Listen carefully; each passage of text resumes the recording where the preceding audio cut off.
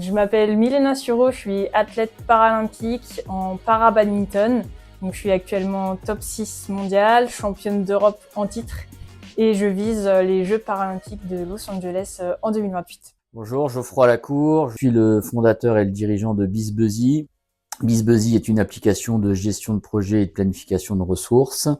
C'est une application qui est disponible sur le web, qui s'adresse à toutes les sortes d'entreprises, donc quel que soit le secteur d'activité. Alors moi c'est Philippe Bataille qui m'a contacté pour savoir si je voulais intégrer le programme Team Réussite.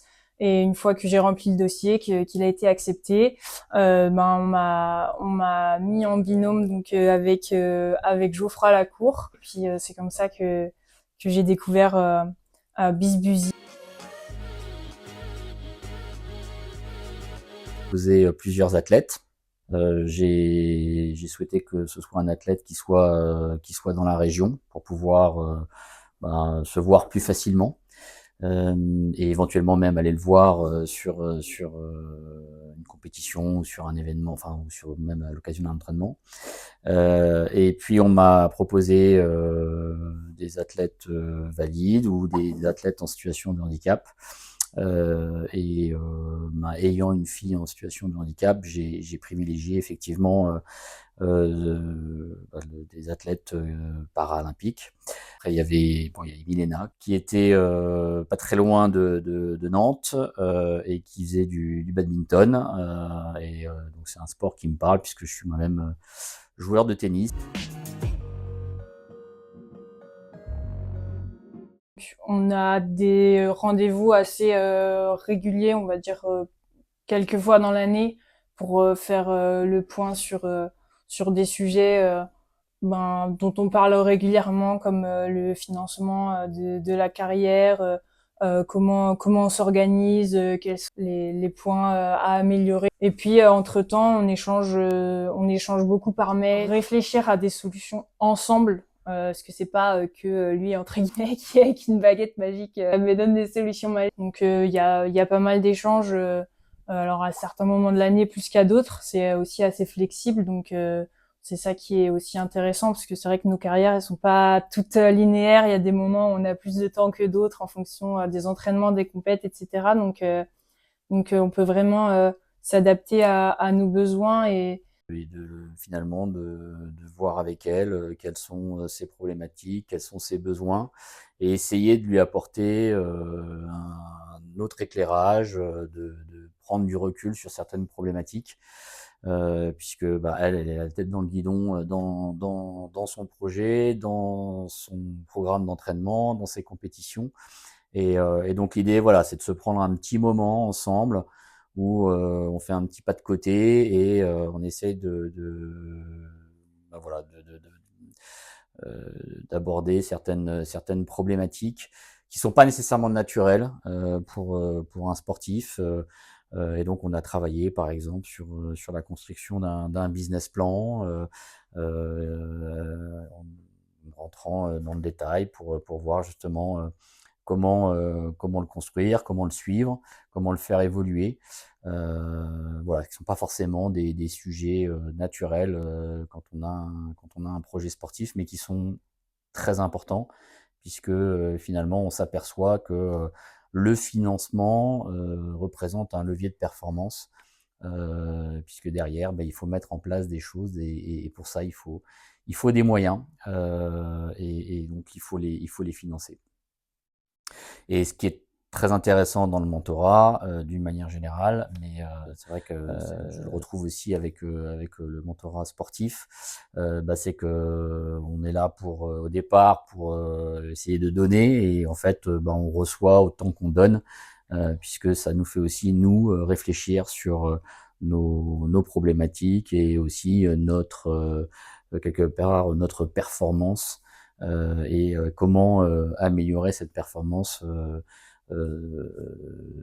pour l'entreprise d'une manière générale. clairement, pour moi, un sportif de haut niveau, c'est un entrepreneur au sens propre comme au sens figuré, parce que déjà au sens propre, littéralement pour gérer notre carrière, on est chef d'entreprise, que ce soit une entreprise individuelle, une société, on doit avoir un cadre juridique pour pouvoir gérer nos sponsoring, nos contrats d'image, etc.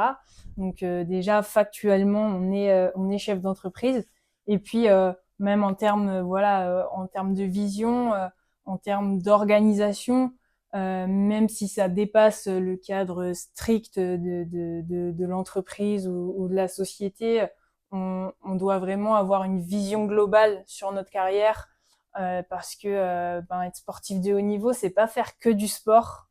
C'est la performance, ça passe par tout le côté financier, ça passe par la gestion de l'image, la communication, les médias.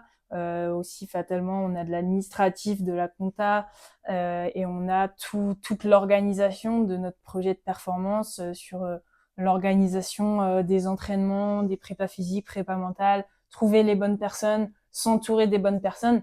Et en fait, qu'on fasse du sport ou qu'on développe une entreprise dans n'importe quel domaine, on se rend compte que c'est la même chose. C'est vraiment trouver les meilleurs leviers pour aller vers la performance. Et nous, en l'occurrence, c'est la performance sportive. Donc vraiment, je pense que les meilleurs sportifs du haut niveau, ou en tout cas ceux qui arrivent à le mieux gérer leur carrière, ce sont ceux qui ont cette mentalité d'entrepreneur et qui peuvent aussi être accompagnés vers ce chemin-là, parce que je pense pas qu'on naisse entrepreneur. Je pense que ça s'apprend beaucoup. Donc, voilà. Enfin, moi, ça s'inscrit vraiment dans la durée. Aujourd'hui, je suis dans le projet de Milena. Je vis ses performances, je suis son évolution. Voilà, on échange régulièrement et donc voilà, c'est une aventure, je suis dedans, je trouve ça super.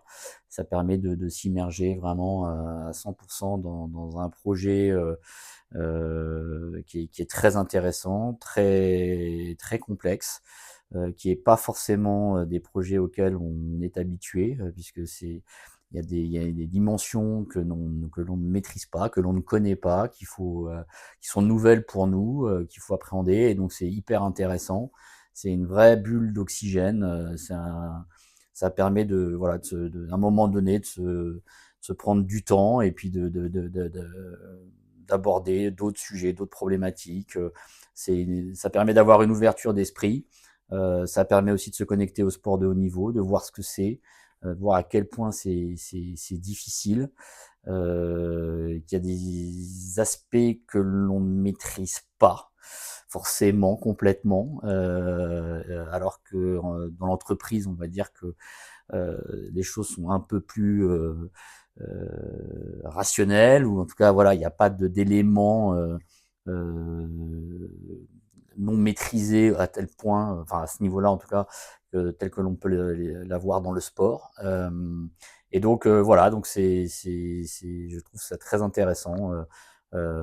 Et puis même à titre perso, moi ça m'a permis de voir aussi que finalement il faut prendre plein de paramètres en compte, comme le fait d'être en forme, d'appréhender une compétition dans de bonnes conditions, etc. C'est aussi un peu la même chose avec l'entrepreneuriat. À un moment donné, il faut prendre soin de soi, il faut faire attention, être dans de bonnes conditions, enfin, de se mettre en tout cas, de se donner les moyens d'être dans de bonnes conditions avant des événements importants, ce genre de choses.